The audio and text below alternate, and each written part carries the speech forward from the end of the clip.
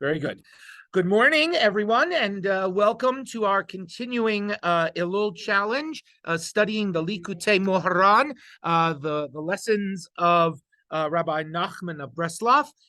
We began his Likutei Moharan 52, his lesson on Hit Bodedut, developing one's personal relationship with the divine. And so we're continuing that lesson today. And we're actually going to start today in a moment on the second page, where in the middle, you'll see 3 on the second page, and in the middle it says Likutei Moharan 52:2:1. We're going to backtrack a little bit because this is a very complex lesson. And if you may recall, just to do a brief recap, the first section of this lesson talked all about the difference between necessary reality and contingent reality. The fact that, at least in the viewpoint of Rabbi Nachman of Breslov, and of course the Jewish viewpoint, only the divine is the necessary reality. Everything else is contingent reality. And Rabbi Nachman talks about a heresy that seems to creep up among people, that certain people believe, following the views of Aristotle, that the world is a necessary reality, that the world has always existed. But this is not to be believed, especially from a Jewish viewpoint. God is the only necessary reality that has always existed. Everything else, including this world, is what's called contingent reality, because God has the ability to either create or destroy all the worlds. And the only thing that changes this, of course, is the presence of Israel, according to Rabbi Nachman, right? Israel, the people of Israel, when God chose to create the souls that would become the children of Israel, God then also had to make sure that God not only created, but sustained the world in which Israel would live out its destiny. And so this is why people believe that the world has always existed, why they fall into this heresy and are supported by Aristotle's viewpoints. It's because of us, because we, Israel, do the will of God and live out our covenant with God and our destiny with God. And because of that, God is, so to speak, obligated to keep this world going. So this world appears to be necessary reality, just as the divine is necessary reality. And of course, as we're going to see, one of the jobs of us, Israel, is that when we do the will of the divine, when we live out the covenant, we help encompass the world in necessary reality, because we draw God, the necessary reality, close to the world so that God can encompass the world. And when God, the necessary reality, encompasses the world through our living out of the covenant, the world takes on more and more that aspect of necessary reality. And as we're going to see, spoiler alert, the whole goal is that we do the will of God so perfectly that the world and us as individuals are so encompassed within necessary reality that in some ways we actually change from being contingent reality to necessary reality. That's the goal, to draw so close to God that you actually then become, because you've drawn so close to the source of all things, you actually then become, in some ways, necessary reality. We'll see how that works, but that's sort of a summary of what we talked a little bit about on Wednesday, the idea of what is necessary reality, what is contingent reality. So now we go to the middle paragraph on page 2, okay, starting the second section of this lesson. Now, the main intention behind his capital his, so that's God, right? Now, the main intention behind God's creating the entire world for Israel was so that Israel should carry out God's will, and so that they should return and cleave to their source. In other words, that they should return and God and he be encompassed in God, and Israel be encompassed in God, who is the necessary reality. It was for this that everything was created. Okay, so everything was created for us so that we should actually return to God, right? That we should return and be completely encompassed in God, the necessary reality. That's the whole purpose for this world, for all of creation. We see then that whenever Israel does the will of the omnipresent and is enveloped in its source, who is a necessary reality, through this entire world, which was created for them, is encompassed in necessary reality. This is the primary purpose for which the world was created. And only because of this is God obligated, so to speak, to create and maintain all the worlds for Israel, so that they should carry out his will as explained above. Okay, so God keeps the world going. Why? Because God is giving us in each moment the opportunity to start and further develop the process of returning and drawing close to God and encompassing ourselves in God, the necessary reality, right?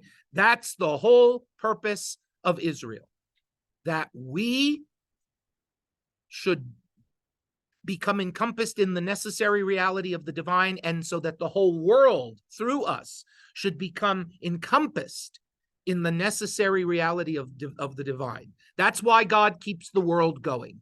That's why people think the world has existed forever, right?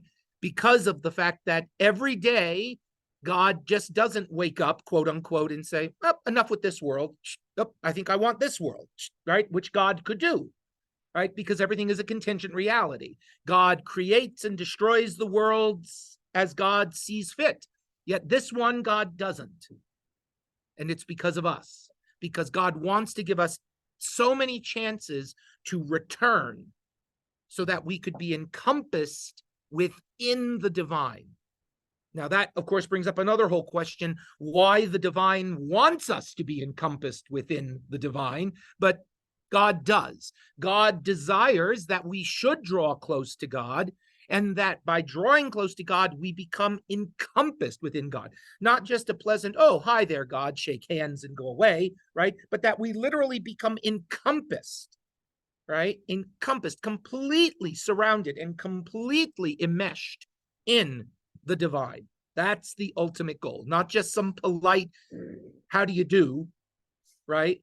But this intense intimacy of literally being encompassed. That's our goal. We have to do it for ourselves, and through us, we have to help the whole world do it.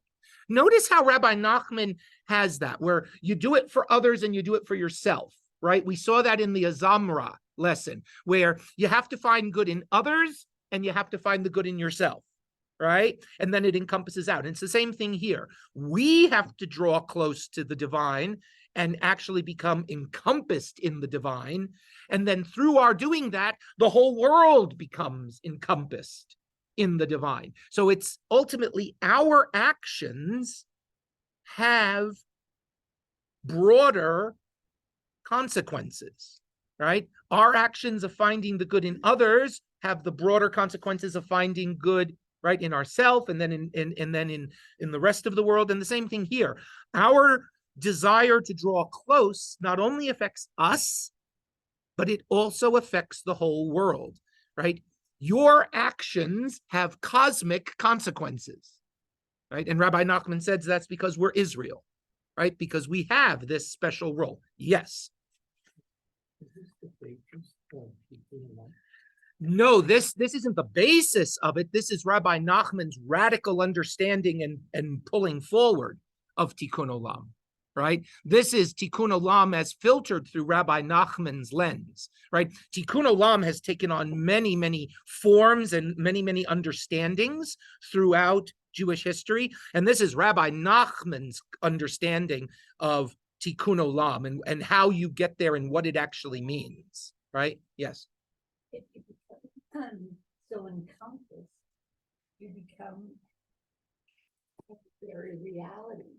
And then how could you function in the contingent reality of the world? Well, isn't that the interesting question, right? That seems to be let's go through the lesson and see if Rabbi Nachman helps us there. But the goal is to become encompassed in the necessary reality. But yes, right, that does mean that we still have to be part of the contingent reality. It's just that we have to be at a higher energy level, at a higher level, right? It's just like you can meditate. So if you are a contemplative mystic, you can meditate on this, on anything, right? Anything, if you're a contemplative mystic, becomes a portal of allowing you to, access the divine. I can meditate on this cup and just meditate on it as if it's this cup. But I could also meditate on this cup and think about how is this cup like and different from other cups. I can also start thinking about this cup in its pure form.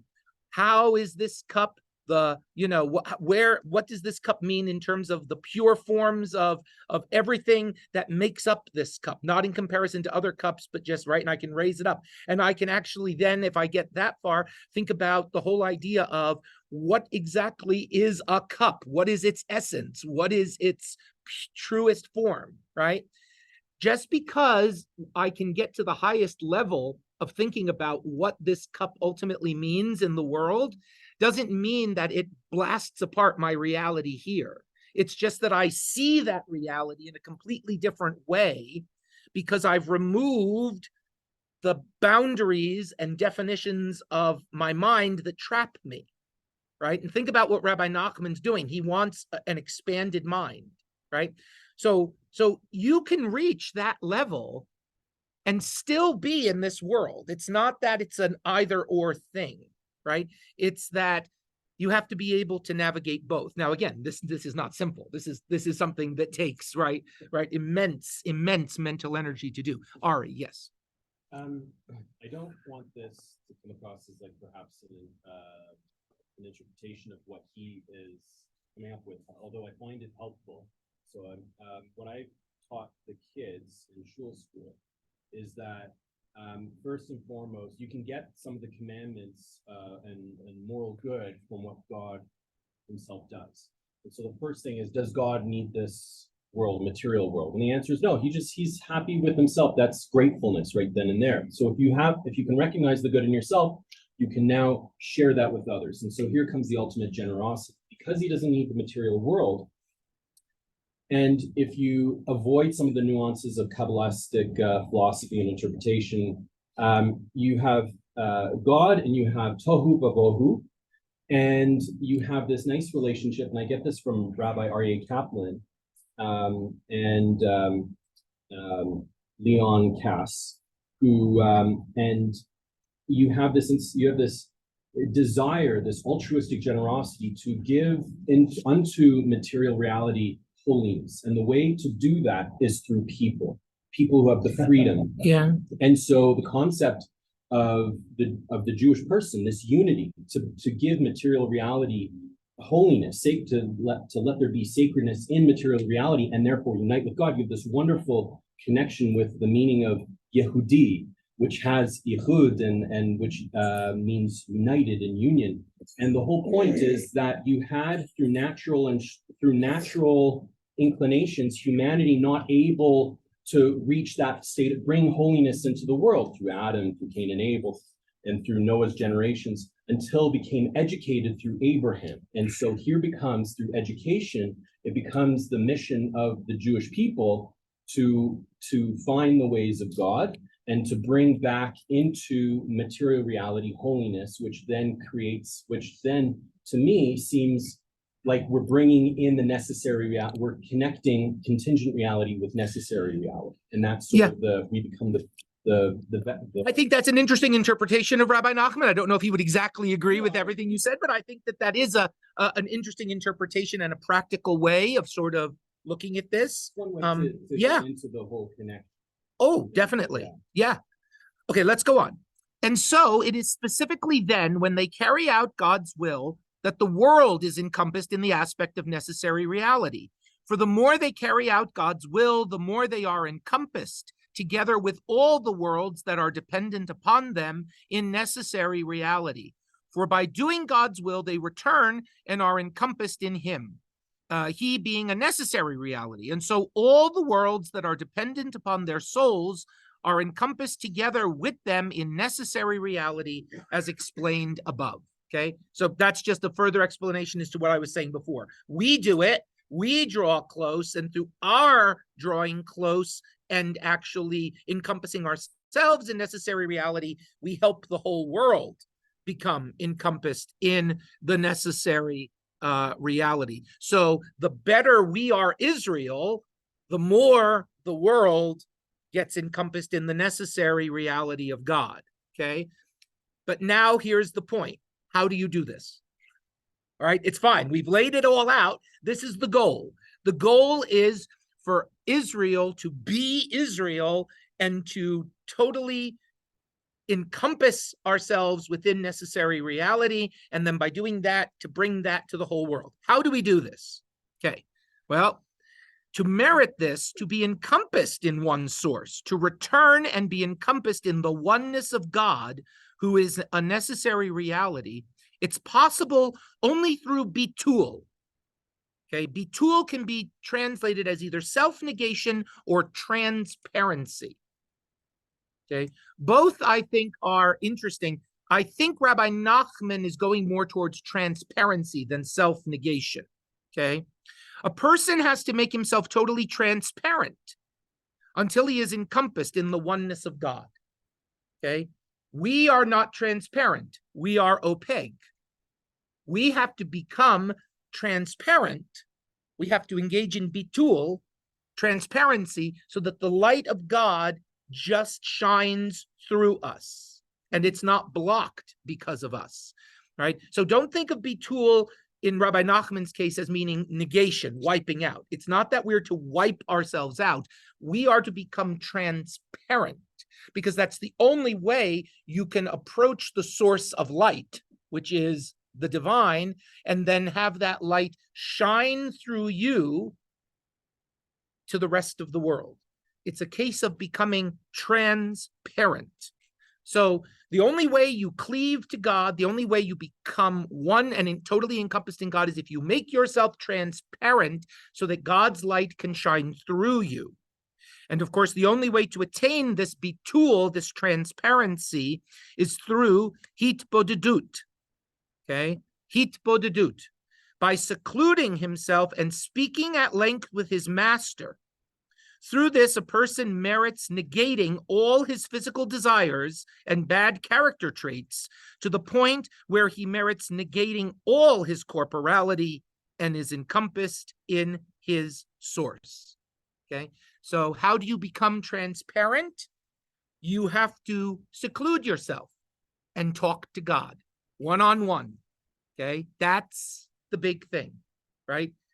Yes, we have our community. And again, this isn't an either or. Rabbi Nachman is not in any way suggesting that one forsake community, that one give up interacting with one's community. This is above and beyond.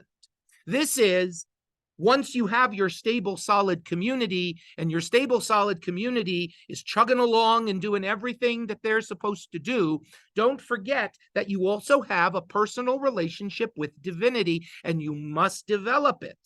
You must develop it so that you cleave to God and so that you draw yourself close. So this is above and beyond, and you do this through seclusion, right? I mean, think about it. He's talking about the basics of meditation in many ways, right? But he's saying that you have to find time every day to seclude yourself and have a deep, meaningful chat with God. That's exactly what he's saying, okay? If you go to the next page, the main time for this is at night. So he's not suggesting that you do this during the day, because you've got to go about your business during the day, and you got to go to shul during the day, and you got to do your prayers during the day, and you got to make sure that your community is working and chugging along and everything is falling into place and nothing is falling apart for your community. But at night, when people are free of the preoccupations of the world, right? David studies the Torah supposedly after midnight, right? And that's where he's getting this from. The idea that we're supposed to be alone with God at night. We're supposed to study Torah at night, right? There's the beautiful midrash that David had the harp that hung over his bed, and that the wind would blow at midnight and strike the harp so it would wake him up, so he'd know to begin his Torah study, right? Rabbi Nachman is taking this one step further. It's not just Torah study. This is the time, right? This is the time when you're supposed to be secluded, alone, no distractions, you and the divine.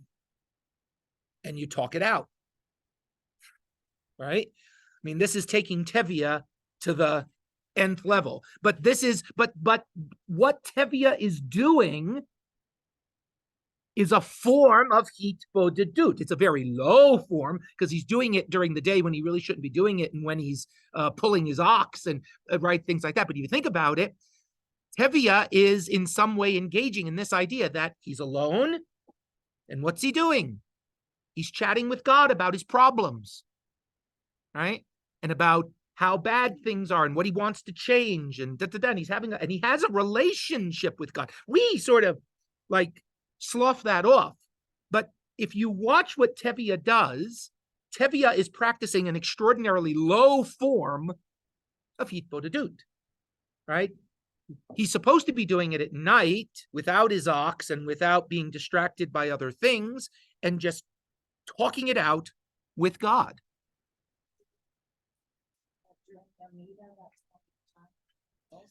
Yes, I've said that. Rabbi Nachman would not say that, because he would say that they're two distinct things, right? You have the communal prayers and you have the hitbodedut, right? You have the communal prayers, which have to be done, and that's part of praise to God. But then you also have to have bakashot. You have to have this pleading before God, and that's your hitbodedut, right?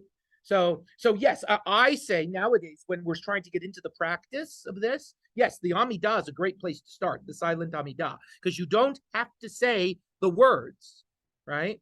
And when we do our follow-up lesson on this, because after we finish this lesson, we're going to take a break, and then we're going to do his guide to hitbodedut, okay, which talks even more about how. We'll do that in a few lessons, right? And yeah, the Amidah is a perfect time for that to start, because there are times during the Amidah where you just might not, you just be struck dumb. You don't know what to say, right? And you can, or you're just not into saying the words, and then you can use this idea of hitbodedut to keep you in that connection with God at that moment. But ultimately, Rabbi Nachman is going to say, what you do in there ain't hitbodedut. That's communal responsibility. That's making sure your community is going along properly. That's making sure that you're praising God. You got to go deeper than just praising God. You have to plead to God. You have to pour out your soul to God. And you're not going to be able to do that in a bunch of other people shuckling around and talking and doing this and right? That's the praise of God. Now you've got to find the time for something even more.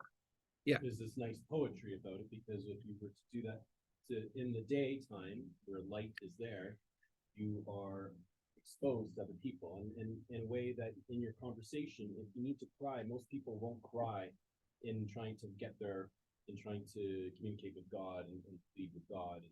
And so there's an interesting poetry here at night when you're not visible to other people, and that's your transparent moment, right, to seek transparency. Right. Here you're invisible to other people, and you can, yeah. And think about, again, this happens in the darkness, Right, where exactly. God is, Right. in the obstacle, That's right? Because it's at nighttime. So again, Yeah. notice how, again, all of his lessons weave together, right? Yeah. His concepts of don't be afraid of the darkness. God is in the obstacle. God is in the darkness, waiting for you, right? You surround yourself, you isolate yourself in the dark, right? And that's where you have your moment. But again, Rabbi Nachman is so clear that doesn't mean you forsake what goes on in that room. You still have communal responsibilities. You still have to make sure that the Jewish communal life is running the way it needs to run. You can't sacrifice one for the other. You can't be so involved in community that you sacrifice your personal relationship with the divine, and you can't be so wanting to have your personal relationship with the divine that your community falls apart, right? Either one is a no-no. You gotta do both, and you gotta work for both. And the true person that is going to accept these practices, right, is going to do both, right? Is going to make sure that their community is running properly, is going to be there for the prayer services and be there for all these things during the day, but then at night is going to use that some time alone to work on one's individual self, right? And to make that connection closer to God, right? And again, just to finish up this verse, right? For during the day, because people chase after the things of this world, this disturbs the person and prevents him from cleaving and being encompassed in God. Even if he himself is not preoccupied, still, since most people are preoccupied then and are chasing after the vanities of the world, as a result, it is difficult to attain bitul then. Right? Because even if I'm not preoccupied, I'm surrounded by a bunch of people that have their own lives, and we affect one another. We affect one another because we're in community with one another and we're connected to one another. And so I'm not just walking around here in a bubble. I'm affected by everyone else, and you're affected by everyone else around you, right? So yeah, so you got to do this alone at night, okay? In addition, the hitbodedut should take place in a special place. Now, he says that special place is away from the city on a secluded road, in a place not frequented by people. For a place frequented during the day by people who chase after this world, even if at present they are not there, nonetheless disturbs the hitbodedut, and he is unable to attain bitul and be encompassed in God. Therefore, a person has to go alone at night on a secluded road in a place where no one else is, and there engage in hitbodedut, emptying his heart and mind of all worldly matters. He should negate everything until he truly merits the aspect of bitul.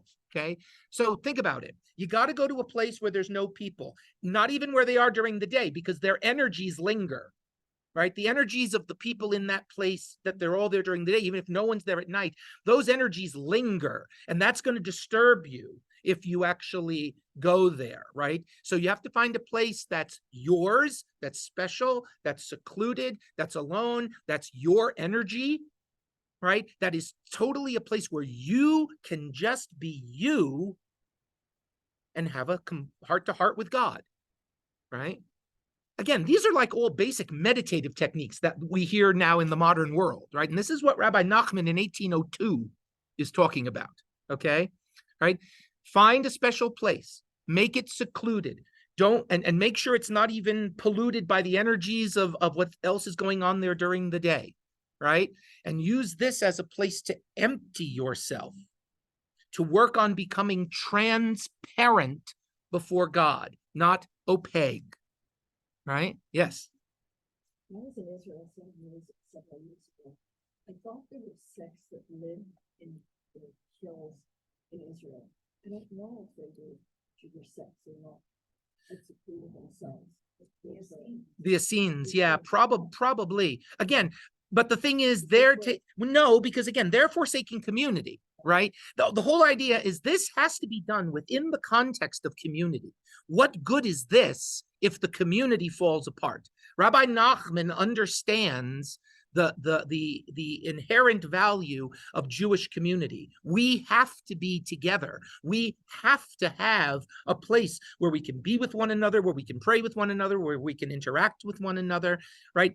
And you got to work on the bitul, but you can't do this, and you got to do it, you can't do this and watch the communal aspect of the world fall apart, right? Because it goes hand in hand. So those sects that are doing the stuff in the mountains, I think even Rabbi Nachman would say they're taking it in the wrong direction. They got the right baseline, but they're taking it in the wrong direction, because we should be together as a community doing all the things we do as Jews, and we should be happy and wonderful. And then we should find time every day to work on ourselves. Never, though, never to such an extent that we let our community go. And we should never become so enmeshed in community that we stop working on ourselves, because that's the other bad side of the coin. It's interesting that, some people pick a mountain. So Nietzsche says, go to the top, go to the mountain, Zarathustra. And so, but it's interesting that you've got here go to a road. I love that idea because roads are connected.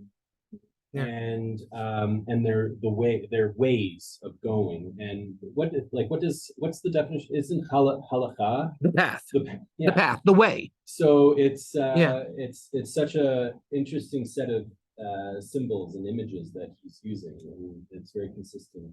Very much so. Yeah. Okay. So let's go on. Next page. In other words, at the outset, he should is that where we were? From there's 4, right? He should negate everything that truly merits this aspect of bitul, right? That was on the secluded road. Yeah. In other words, at the outset, he should pray and speak a great deal in hitbodedut at night on a secluded road, as explained above, until he merits negating one thing. Okay, in other words, negating a particular trait or desire. Then he should again engage a great deal in the hitbodedut mentioned above until he negates a different trait or desire. And he should continue practicing hitbodedut for a long time at the time mentioned above and in the place mentioned above until he negates everything. After this, there is still something of him left. And afterwards, he negates this as well until there is nothing of him left. Okay, so basically what he's saying is that, remember again, right? How do you make music?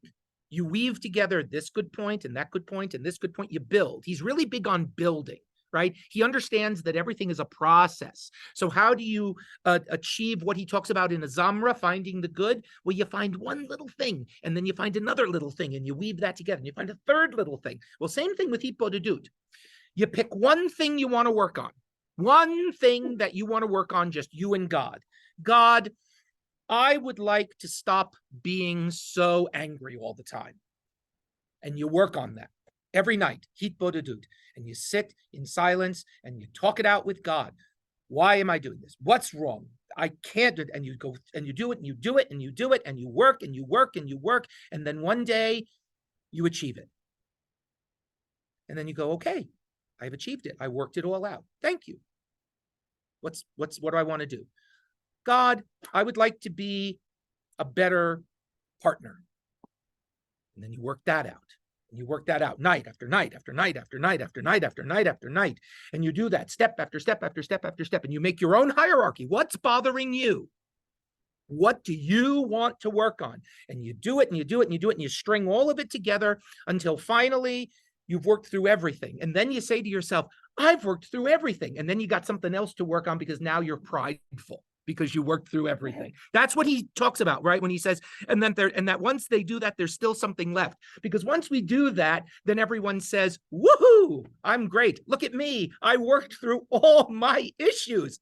And now you got something else to work through because now you're a prideful person, right? And so then you work through that with the divine, right? And you work through that until you become completely transparent, until you achieve bitul, not self-negation in that you cease to exist, but that you have worked through all of your issues and now you are completely transparent to what God wants to do, right? And this takes a long, long time. Yes. Do we attempt to do this during the day, during Yom Kippur? No, well, yes and no. You should have done this work beforehand, right? I mean, right? No, well, but not even Elul, right? Yom Kippur is where we say, okay, I'm now taking assessment of everything I've done during the year. And by fasting for a day and becoming like the dead, or really becoming like the angels, right? Right? We actually then allow the release of all of that because we've been shaking it all up, right? We've been shaking it all up and kind of getting ready to shovel it all out, right? And then Yom Kippur provides us the emotional release to do that, right? By going through with our community the process of Yom Kippur, it then provides us that emotional release, right? Think about how wonderful you all feel when we start to sing Lishana Haba right at the end of Ne'ilah. That emotional release of having gone through Yom Kippur, right? You can't help, no matter how hungry you are, you can't help but just smile and feel exhausted and feel good about it because you did it. You did it. And that's what then allows everything that you've worked on through the hitbodedut and everything that you've shaken up to then expel it, right? Yom Kippur allows the emotional release of it all, right? It's not magic. Yom Kippur does nothing if you have nothing to release. But if you have something to release, then Yom Kippur just gives you that chance on that day to just and get rid of it, right? So again, it's a process and it works hand in hand. This is something that's the prelude to Yom Kippur. This is something that's the prelude to those moments when you then have to just release it, right? After you've worked on it. Okay. So yeah, so I'd say that this works hand in hand. Now, again, if you're not familiar with how to do this, Yom Kippur could be a good place to start, right? But you might be distracted because you're not eating, right? You're not eating, you're right. So, and you're not, so Yom Kippur might also be a distraction. It depends. But ultimately, what Yom Kippur is I've done the work, and this is the emotional release moment. This is where I get to, with my people, go through it all, and at the end of the day, have this cathartic release and be finally free, right? And then you just work on the next thing. Okay. Going on. The explanation is, it is possible, right, that after a person has negated all of the physical desires and bad traits, there is still his nothing left. In other words, he still has not completely negated the egotism and pride, so that he considers himself to be something. A person therefore has to labor at and engage extensively in the above-mentioned hitbodedut until there is nothing left of them, so that they are truly the aspect of naught, until they truly merit the aspect of bitul, until you are truly transparent. In other words, what's the term they use in the psychology now? Ego death. This is the path to ego death. Freeing yourself of your ego, freeing yourself of those things that make you opaque, that stop the light of God from shining through you to others, right? And people talk about that a lot, right? In psychology today, the idea of ego death, right? And Rabbi Nachman is talking about this in 1802, except he doesn't understand the term of ego death, right? But that's what he's talking about, right? That ultimately, in the end, this will lead to the dissolution or the transparency of your sense of pride, your sense of, right, self, and you will become completely encompassed in the divine. And by doing that, you then become necessary reality, because you've returned completely to your source. There is nothing that separates you from the divine. Nothing. Not even any fragment of who you think you are.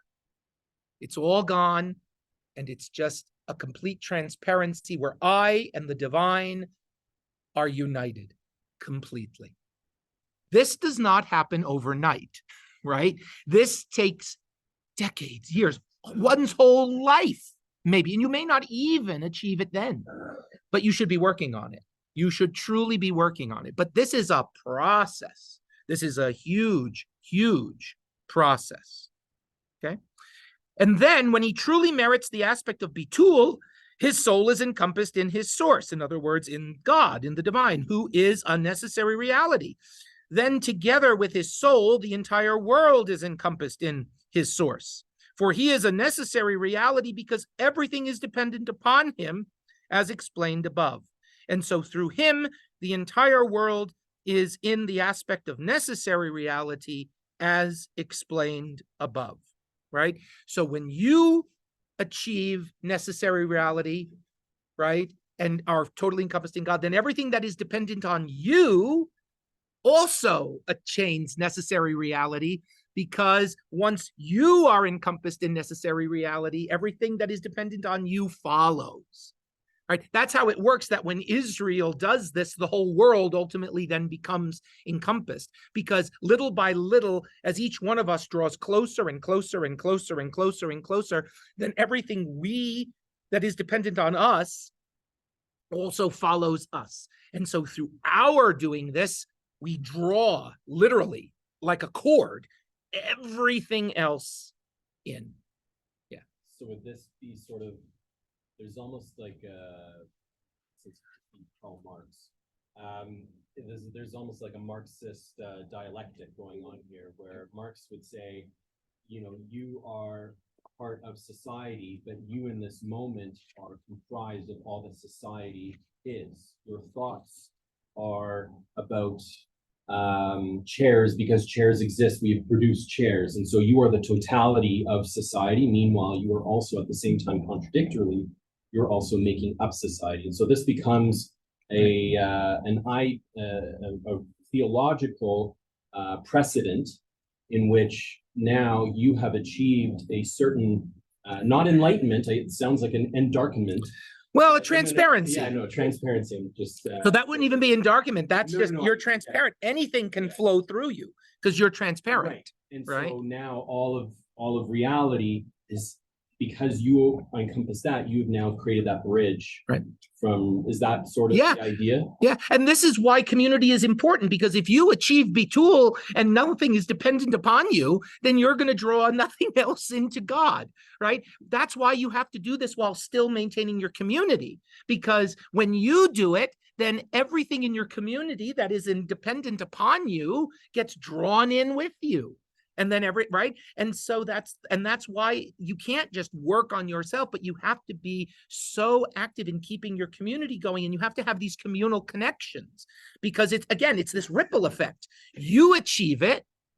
And just like on a cord, you pull in everything that's dependent upon you into it, just as we're dependent upon God, right? So it becomes this chain of events, this chain of causality, right? And now, right, going to the next page, you will see something very amazing, how all this is clearly elucidated in the Mishnah that we first started. Remember that Mishnah that we started the lesson with from Pirkei Avot way back on Wednesday, where we said, Rabbi Chanina, the son of Chaninai, said, he who stays awake at night and who goes on his way alone and makes room in his heart for empty thoughts, he is liable for his own soul. Well, we said that on its face, that's just don't travel at night and not study Torah, right? But now Rabbi Nachman, through everything he's laid out, is going to tell us what that really means.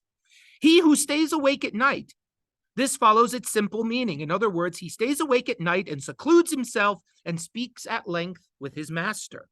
And who goes on his way alone. In other words, as explained above, he goes specifically on a secluded road in a place which people do not frequent, for this is the essence of ideal hitbodedut, at night and specifically on a secluded road, because especially then one can attain the aspect of bitul, as explained above, and makes room in his heart for batala. Now, batala is what they mean is translated as empty thoughts, but batala has the same letters as bitul.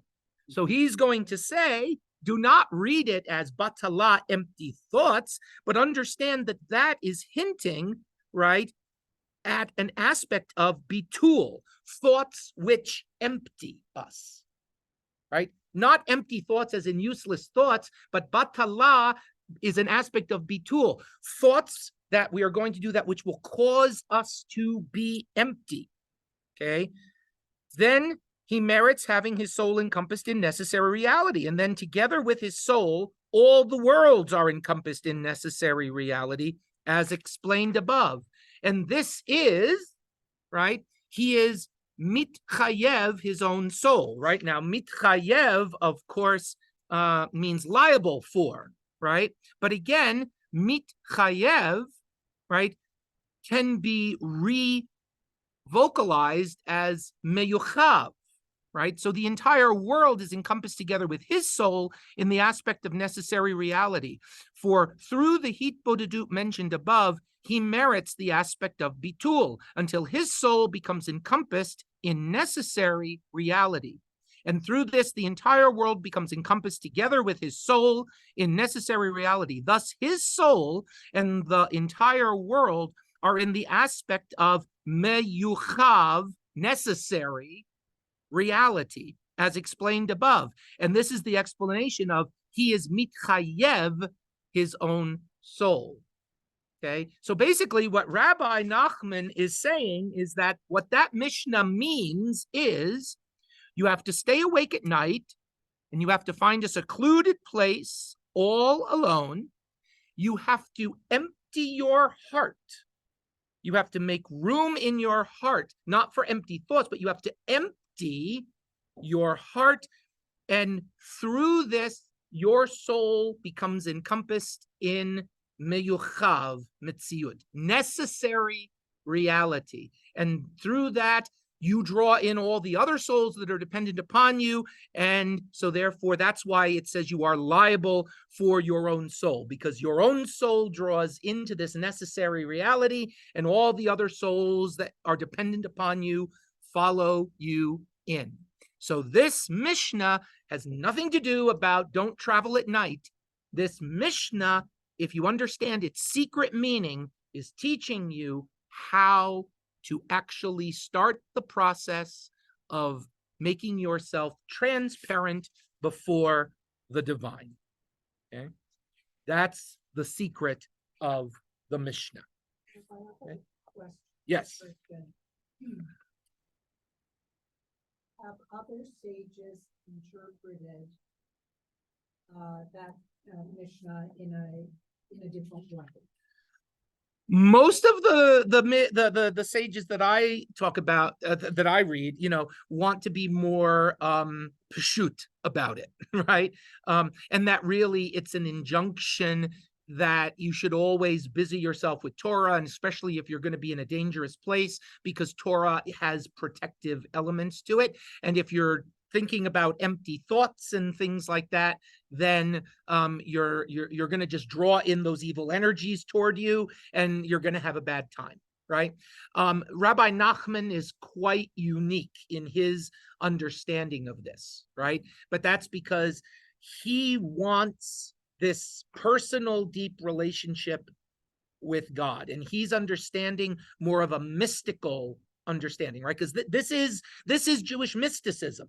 The idea that we are supposed to make ourselves transparent before divinity. The whole goal of mysticism is radical divine union with God.